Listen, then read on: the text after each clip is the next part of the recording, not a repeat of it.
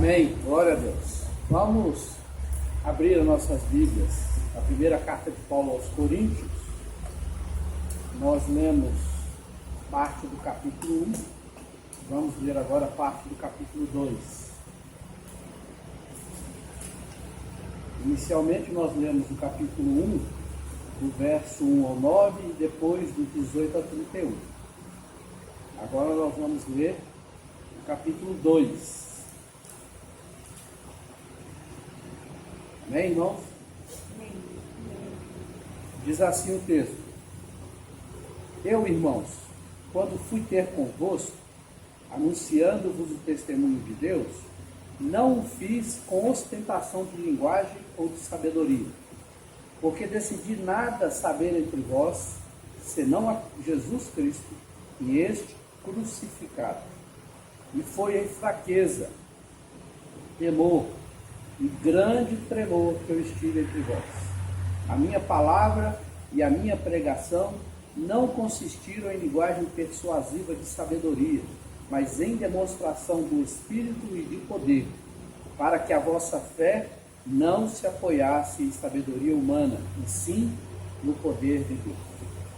Entretanto, expomos sabedoria entre os experimentados, não porém a sabedoria deste século, nem a dos poderosos desta época, que se reduzem a nada. Mas falamos a sabedoria de Deus em mistério, outrora oculta, a qual Deus preordenou desde a eternidade para a nossa glória. Sabedoria essa que nenhum dos poderosos deste século conheceu, porque se a tivessem conhecido, jamais teriam crucificado o Senhor da glória.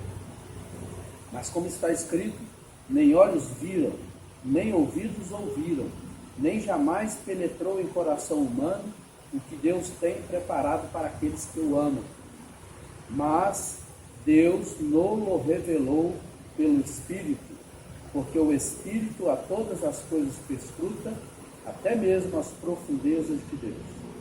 Porque qual dos homens sabe as coisas do homem, senão o seu próprio Espírito que nele está? Assim também, as coisas de Deus ninguém as conhece, senão o Espírito de Deus. Ora, nós não temos recebido o Espírito do mundo, e sim o Espírito que vem de Deus, para que conheçamos o que por Deus nos foi dado gratuitamente. Disto também falamos, não em palavras ensinadas pela sabedoria humana, mas ensinadas pelo Espírito, conferindo coisas espirituais com espirituais.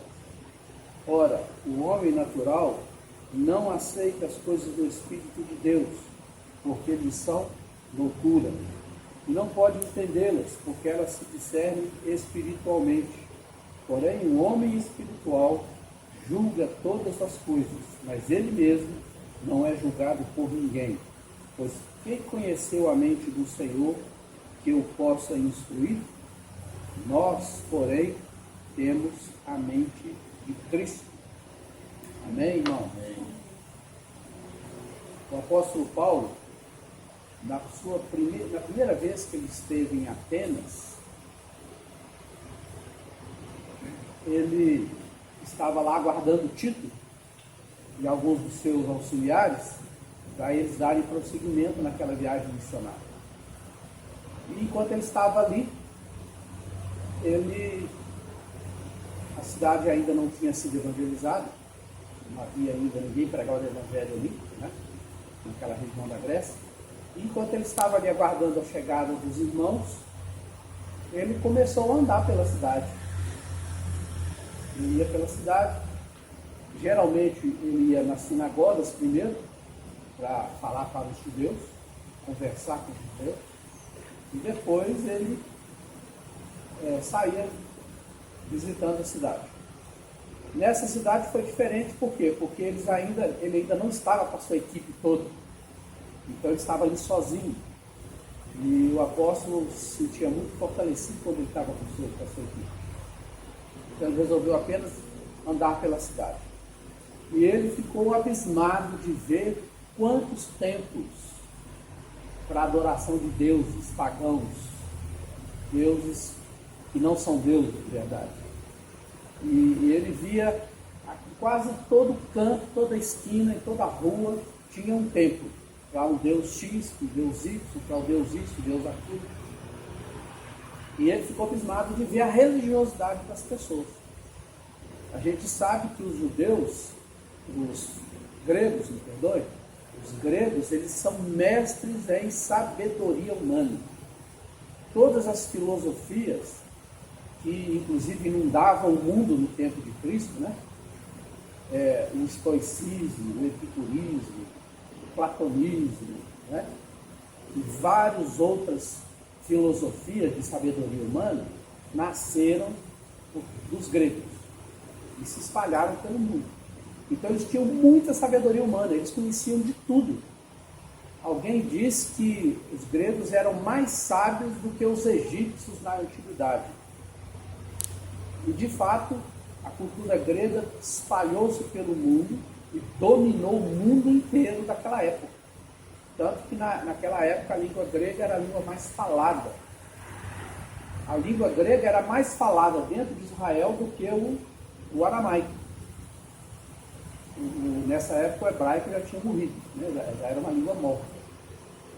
Os judeus falavam mais o aramaico. Mas nessa época de Paulo, nessa época de Jesus, o grego era muito mais falado. Quase todo mundo falava grego. Então isso ajudou a espalhar a cultura grega. E os gregos tinham as suas posições filosóficas em relação às coisas de Deus. Era uma sabedoria muito alta, muito apurada em coisas humanas, em relação às coisas humanas, às coisas materiais, às coisas físicas. Mas eles tinham pouco conhecimento de Deus. E eles tinham um templo lá que era dedicado ao Deus desconhecido. Tamanha era a filosofia grega voltada para a religião e para o culto aos deuses, que eles tinham um culto, um templo dedicado ao Deus desconhecido. Ou seja, nós adoramos todos os deuses que existem. Se porventura tiver algum que nós esquecemos de homenagear como templo, vamos colocar ele aqui, nesse templo, em homenagem ao Deus desconhecido. E quando o apóstolo Paulo chega, e ele fica abismado de ver aquilo, ele começa a falar. Tinha um lugar lá, chamado de Areópago, era onde os filósofos costumavam se reunir para discutir sobre as coisas, sobre a vida, sobre religião e etc. E aí ele ia muito lá para ficar ouvindo aquelas pessoas. Um dia ele começou a falar, ele não aguentou e começou a falar. Está lá escrito na segunda carta dele. E uma coisa que ele fala é o seguinte, ele fala assim, olha, eu fiquei abismado de ver como vocês são religiosos. E aquelas coisas que ele falava começou a atrair as pessoas para ele. Então muitos filósofos que estavam ali, tanto mestres quanto estudantes de filosofia, vieram para ouvir o que Paulo estava falando. Né? Eles já falaram assim, vamos lá escutar aquele tagarela, que ele está falando demais, vamos ver o que ele tem para falar. E chegaram lá, e ele, então a hora que ele viu aquela multidão reunida em volta dele, ele começou a evangelizar, pregar o evangelho. E ele fala assim, olha, eu estou aqui para falar para vocês desse Deus que vocês adoram sem saber quem é. Eu vejo que vocês são muito religiosos, mas eu quero falar desse Deus, que vocês não conhecem. Esse Deus para vocês é desconhecido. Então ele começa a falar de Deus, e ele começa a fala bastante coisa, e quando ele chega a falar que Deus, esse Deus desconhecido, é o Deus que vai um dia fazer a ressurreição dos mortos, eles param de ouvir Paulo. Naquele momento, fecha a porta da mente deles, porque eles eram muito práticos, eles acreditavam até em deuses, mas para a vida humana aqui na Terra. Eles não acreditavam numa vida após a morte. A maioria deles não acreditava. Então, quando ele fala em ressurreição dos mortos, eles trancam a mente deles e falam assim, olha, já que ouvimos até aqui, sobre isso aí nós vamos te ouvir uma outra ocasião, né? Quando a gente tiver paciência para ouvir isso ali. Que era algo que não entrava na mente deles. E nesse texto aqui que nós lemos, 2 Coríntios, Paulo está falando exatamente sobre isso, sobre a sabedoria dos homens, que para os homens naturais é uma sabedoria muito apurada, muito elevada, mas que para Deus não vale nada. Para Deus é uma loucura. E para esses que se acham muito sábios, em termos de conhecimento humano, para eles, falar sobre Deus é também loucura. Então são duas coisas que não se combinam. A sabedoria humana, a inteligência humana, que é voltada contra Deus, e as coisas espirituais de Deus, elas não combinam, elas não se entrelaçam, não andam junto. E o apóstolo Paulo está falando aqui para os coríntios, lembrando que Corinto é uma cidade da Grécia. Então ele está falando aqui para os gregos também, né? Ele fala o seguinte, ó. Quando eu fui ter convosco a primeira vez, no capítulo 2, versículo 1, eu vos anunciei o testemunho de Deus, mas eu não fiz isso usando ostentação de linguagem ou de sabedoria. Então, quando eu fui falar com vocês, eu não usei ostentação de linguagem nem sabedoria. Ele está falando aqui sabedoria humana. Por quê? Ele continua, ó. Porque decidi nada saber entre vós, ou seja, eu não quero saber de filosofia de ninguém, nem de Epicuro, nem de Aristóteles, nem de Pitágoras, nem de Platão, não quero saber de nada, eu quero saber apenas de uma coisa: Jesus Cristo, e este crucificado. Aí ele continua, e foi em fraqueza, temor, e grande tremor que eu estive entre vós. A minha palavra e a minha pregação não consistiram em linguagem persuasiva de sabedoria, mas em demonstração do Espírito e de poder. Espírito e poder. Veja que o Espírito aí está com a letra E maiúscula. Ele está falando aí do Espírito Santo. Por que ele quis isso? Para que a vossa fé não se apoiasse em sabedoria humana, e sim no poder de Deus. Quando ele fala aqui que ele não usou linguagem persuasiva de falar, ele está falando daquilo que os gregos eram mestres. Nós vamos lembrar e entender que tanto os gregos quanto os romanos, foram eles que estabeleceram as diretrizes do direito, ou seja, da advocacia, de usar a palavra, de usar a linguagem para convencer as pessoas. Então, o advogado, para ser bom advogado, ele tem que ser muito bom na palavra. Usar figuras de linguagem, usar a palavra como uma arma para convencer os juízes, os jurados, de que o cliente dele é inocente. Apesar de que muitas vezes as provas estão ali. O sujeito é confesso criminoso e confessou o crime. Mas a função do advogado é desmontar essa ideia e criar na cabeça dos jurados que o cliente dele é inocente, não pode ser condenado, porque é inocente. Isso aí a pessoa está usando de ostentação da linguagem, usando linguagem persuasiva.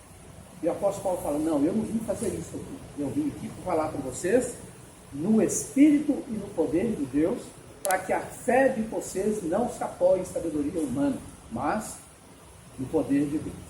Aí ele continua no versículo 6, entretanto, nós expomos sabedoria entre os experimentados, ou seja, entre aqueles grandes filósofos que tinha ali naquela época, mestres e alunos, nenhum deles podia contestar a sabedoria de Paulo. Não, porém, a sabedoria deste século, nem a dos poderosos desta época, e sim que se reduzem a nada.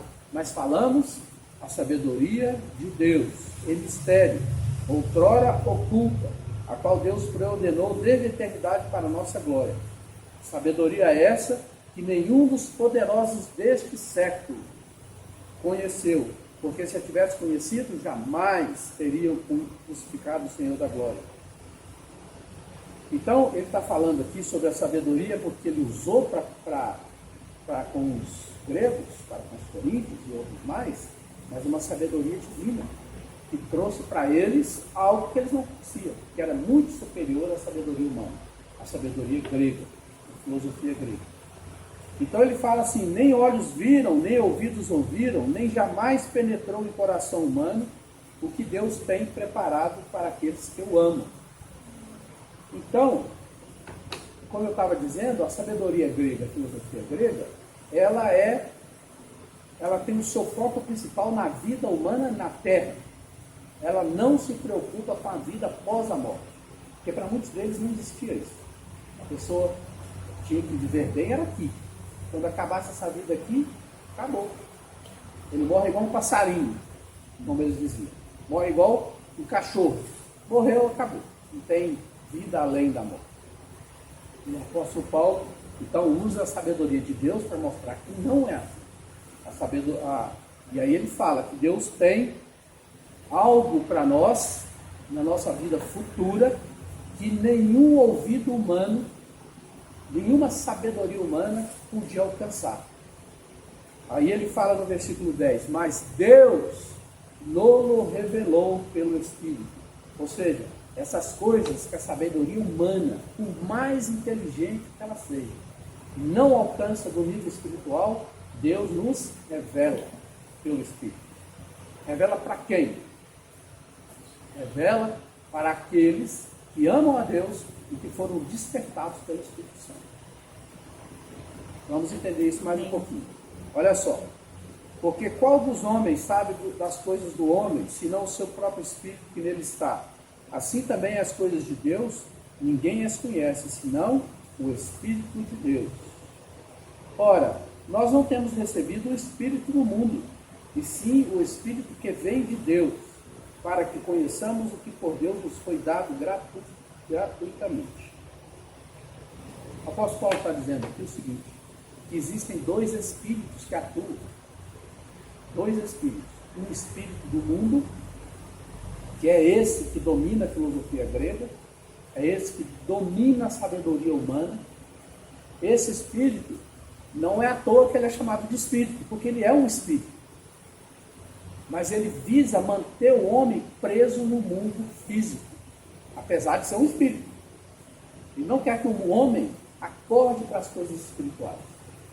Ele quer que o homem fique preso nas coisas do seu Espírito. Nós já falamos aqui, e eu volto a frisar, e eu gosto sempre de usar essa palavra do apóstolo Paulo, que ele fala o seguinte, irmãos, para mim não é desgosto nenhum, mas para vocês é segurança que eu fale as mesmas coisas.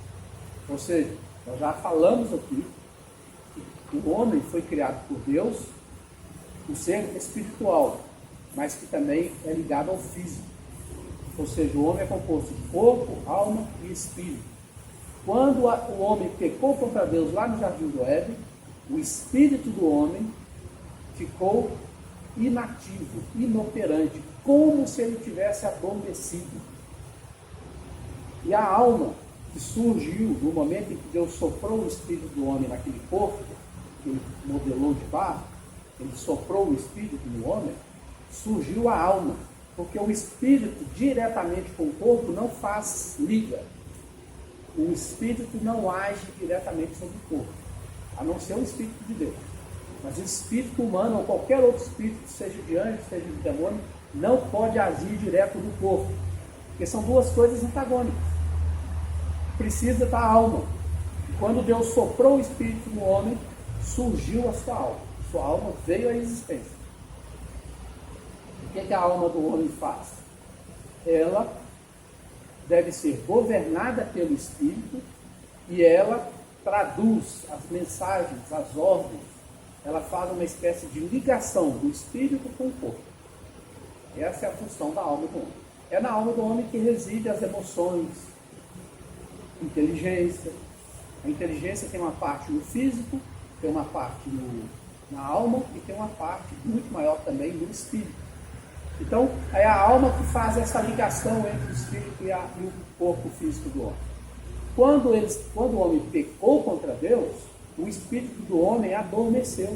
Ele se desligou de Deus e perdeu a sua eficácia, a sua eficiência, a sua ação no corpo, sobre a alma.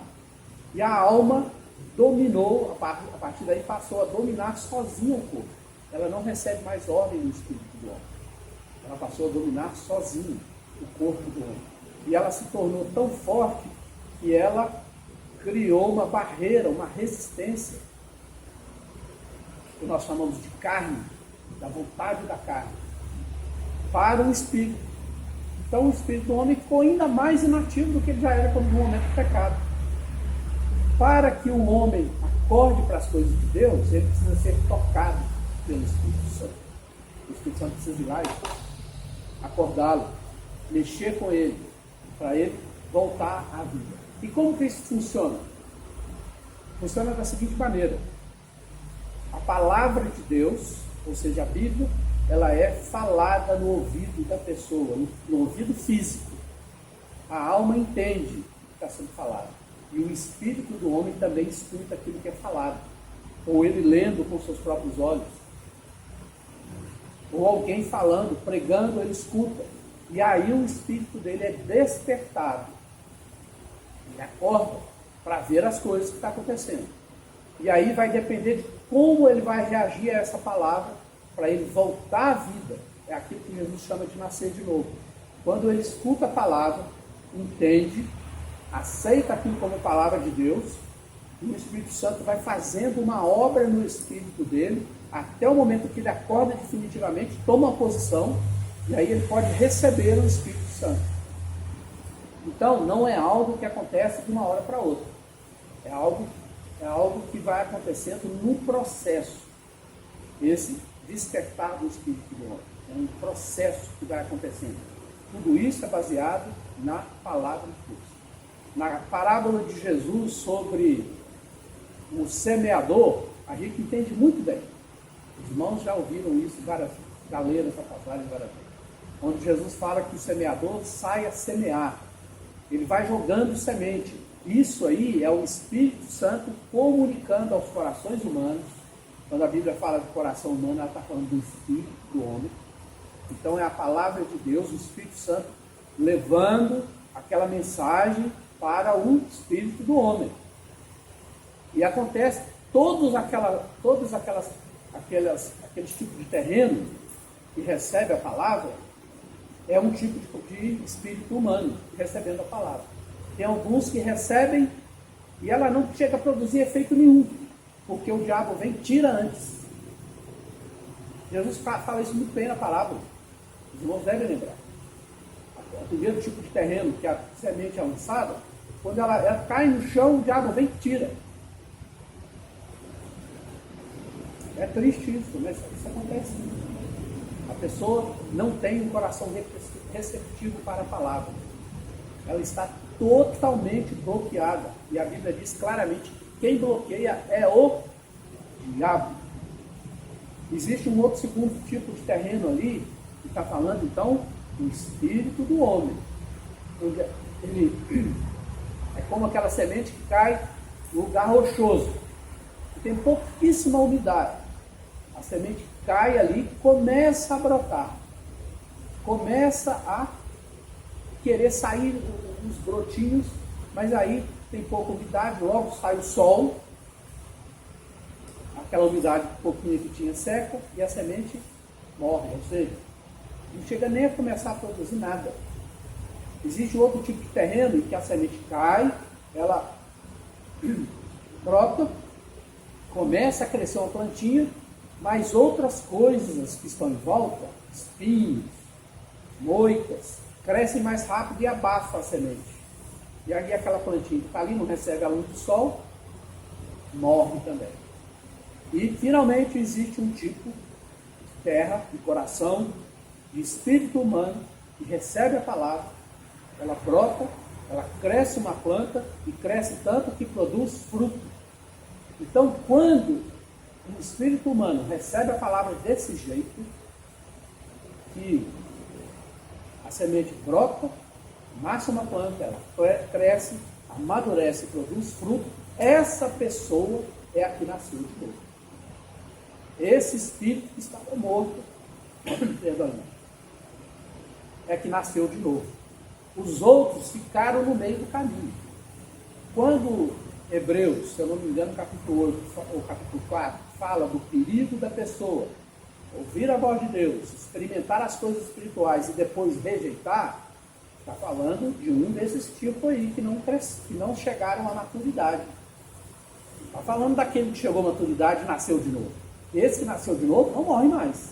Ele está Para sempre, porque quando ele nasce de novo, quando ele chega nesse processo final, o Espírito Santo entra e se une ao Espírito dele.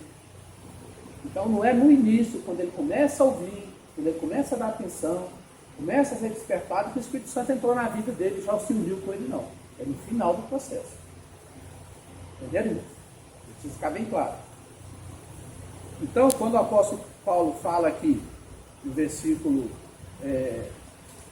12 do capítulo 2, ora, nós não temos recebido o Espírito do mundo, e sim o Espírito que vem de Deus, para que conheçamos o que por Deus nos foi dado gratuitamente. Então ele está falando desses dois espíritos que tem no mundo, o espírito maligno do mundo, que quer manter o homem preso, e o Espírito Santo, o Espírito de Deus, que quer trazer vida ao homem. Então ele fala, nós não recebemos o Espírito do mundo, nós recebemos o Espírito que vem de Deus, o Espírito Santo. Para quê? Para que nós conheçamos o que por Deus nos foi dado gratuitamente. Então, fica bem claro isso. Nós recebemos o Espírito Santo de Deus. Ele está trabalhando conosco desde o início. Ele trabalha com todos os seres humanos. À medida que vai desenvolvendo o processo, é que vai ficar definido quem aceitou Jesus como Salvador e quem não aceitou. Quem nasceu de novo e quem não aceitou, quem não nasceu de novo. E nós que nascemos de novo é para que ele comece a falar agora. Esses que aceitaram. Ele fala assim, ó, disso também falamos, versículo 13, não em palavras ensinadas pela sabedoria humana, mas ensinadas pelo Espírito, conferindo coisas espirituais com espirituais. Aí ele fala, o homem natural, então o homem natural aqui é quem? É aquele que não aceitou, que não chegou ao final do processo da salvação. Ele não aceita as coisas do Espírito de Deus, porque elas são loucura. E não pode entendê-las, porque elas se discernem espiritualmente. É uma palavra lógica que o apóstolo Paulo está falando. O homem natural não entende as coisas de Deus. Por que ele não entende? Porque aquelas coisas são espirituais. E ele é natural, ele é carnal. Não é nem carnal, ele é natural. Ele não foi reativado, não teve seu espírito acordado. Então, ele olha as coisas, ele julga as coisas naturalmente, como se fosse a sabedoria grega, que é só voltada para o material, para o físico. Então ele não entende as coisas de Deus, porque as coisas de Deus só se entende com o Espírito. E aí ele fala mais, porém o homem espiritual julga todas as coisas, mas ele mesmo não é julgado por ninguém. Pois quem conheceu a mente do Senhor que eu posso instruir? Nós, porém, temos a mente de Cristo. Então, o homem natural, ele julga, o homem natural não entende nada das coisas espirituais, mas o homem espiritual é aquele que nasceu de novo, é aquele que teve seu espírito não só despertado, mas acordado e agora está ativo porque ele está unido ao Espírito Santo de novo. Este homem, ele julga todas as coisas, mas ele não pode ser julgado por ninguém. Ninguém consegue discernir um outro homem espiritual, a não ser que Deus age de uma maneira muito especial para trazer uma revelação, né? É difícil, muito complicado, às vezes, para um profeta chegar para uma pessoa que é crente, que é nascido de novo, e apontar erros, apontar defeitos deles. As pessoas dizem, né, tem um profeta que diz muito isso, que ele fala que as pessoas, à medida que ela nasceu de novo, e que ela vai andando e caminhando com Deus e sendo instruído, e vai conseguindo quebrar aquela casca da alma dele, vai ficando cada vez mais com o espírito, cada vez mais dominando, ele entra em lugares com Deus que outras pessoas não entraram, porque é só ele e Deus. E por causa disso, Deus protege essa pessoa, até mesmo de um outro profeta querer invadir a privacidade dele com Deus. Então Deus não permite isso, a não ser que Deus tenha um propósito especial e dê uma revelação especial. É isso que o apóstolo Paulo está dizendo aqui. E ninguém prescruta, ninguém julga um homem espiritual. Por quê? Porque tem a mente de Cristo. E quando nós temos a mente de Cristo, nós queremos fazer aquilo que Cristo fez. Nós queremos agir como Cristo agiu. E aí, irmãos, para encerrar, nós não vamos aprofundar muito nisso, no capítulo 3, o apóstolo Paulo fala que quando ele estava trazendo alimento espiritual, quando ele estava trazendo revelações de Deus para a igreja, quando ele estava trazendo ensino para a igreja de Corinto, ele não pôde fazer isso com alimento sólido, ou seja, ele não pôde trazer ensinos profundos para a igreja. Por quê? Olha o que ele diz. Eu, porém, não vos pude falar como a espirituais, e sim como a carnais, como a crianças em Cristo. Leite vos dei a beber, não vos dei alimento sólido, porque ainda não podiais suportá-lo, nem ainda agora podeis, porque ainda sois carnais. Então, o que o apóstolo Paulo está falando para os coríntios? Que eles, apesar de terem se tornado seres, homens espirituais, ou seja, o espírito deles passou por todo aquele processo do Espírito Santo, e nasceram de novo. Eles nasceram de novo, né? Como toda criança nasce, mas eles não cresceram espiritualmente.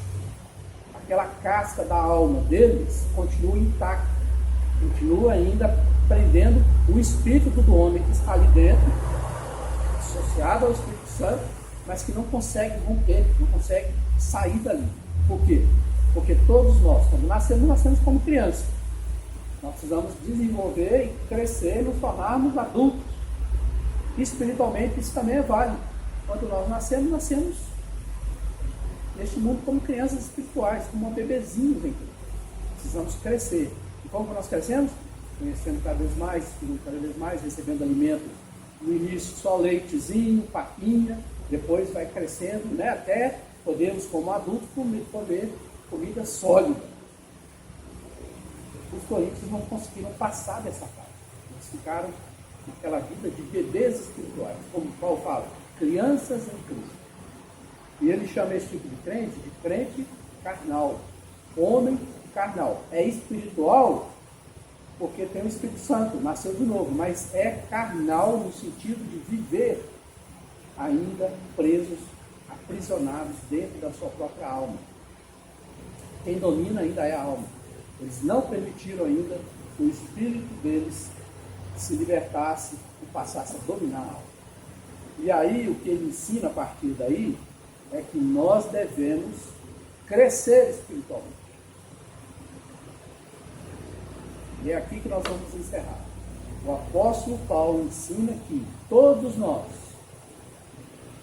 que fomos ensinados pelo Espírito Santo de Deus, que passamos por esse processo de nascer de novo, nós somos agora diferentes do resto do mundo.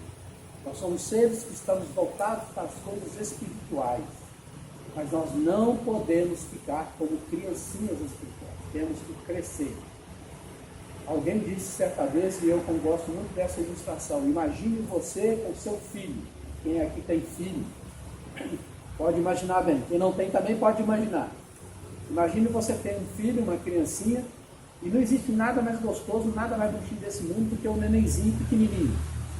Vai crescendo ali, mas ainda é criança, é bonitinho nas suas artes, né? No seu jeito de ser, aquilo que a gente vai ensinando. Mas aí vai passando o tempo, ele continua daquele tamanho, com aquelas mesmas artes, com aquela mesma tipo de atitudes. Passa 20 anos, 30 anos, 40 anos, ele continua pequenininho, parecendo um bebezinho, deixou de ser engraçadinho. É engraçadinho quando ele é pequenininho e está nos seus primeiros aninhos de vida. Mas à medida que o momento vai passando e aquela criança não se desenvolve fisicamente nem intelectualmente, deixa de ser bonitinho, passa a ser uma aberração. Não é verdade? Passa a ser algo totalmente desproporcional, esquisito. Nós vemos crianças assim, tanto fisicamente quanto espiritualmente. Na verdade, vemos mais espiritualmente. Pessoas que nasceram de novo, são criancinhas em Cristo, como diz a Bíblia, como diz o apóstolo Paulo, mas que não crescem. Passa ano, 2 anos, 10 anos, 20 anos, O sujeito continua uma criancinha em Cristo. Você não pode falar nada para ele porque ele fica cheio de milímetros. Você não pode dar uma chacoalhada, porque ele não cresceu, ele não pode receber alimento sólido. Tem que ficar dando papinha para ele a vida inteira.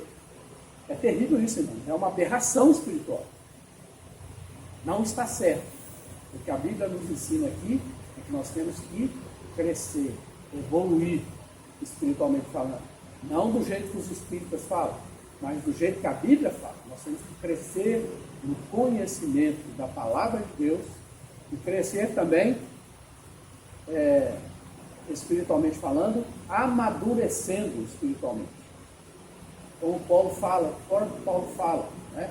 Quando nós éramos crianças, nós éramos como meninos, pensávamos como meninos, agíamos como meninos. Agora que eu me tornei homem, eu deixo as coisas de menino de lá. Eu quero saber das coisas do homem, né? Do adulto espiritual. E é isso que ele nos leva aqui a fazer. A buscar as coisas espirituais mais profundas. Parar de ficar dependente de leite espiritual. Começar a querer buscar alimentos mais sólidos para nós.